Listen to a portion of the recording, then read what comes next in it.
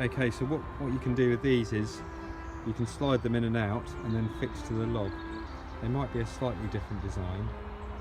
We need more of them and we need some different lengths really. And we've only got 3 rungs in this because we really want 6 rungs.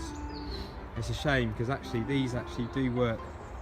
You know, if you go here, that is now very stable. So it does kink. I think that's our lack of rungs, but you can sort of see it's pretty flat.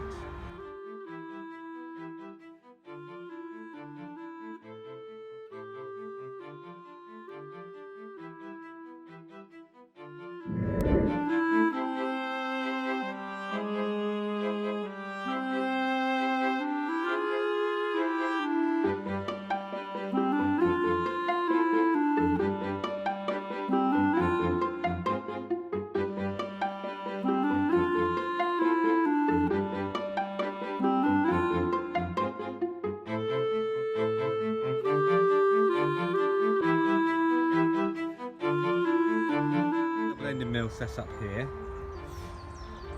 and one of the main things that you find tricky with the double-ended mill is getting the bar so it sits nice and flat. It'll either want to go up or down, and it depends, and that depends whether it's up or down as to where you've got the saws positioned. You don't want to have the saws positioned too far back that way. It puts a lot of strain on that joint. But if you have it too close into the mill with no gap there, then you don't get the weight helping you to counteract the bar sag.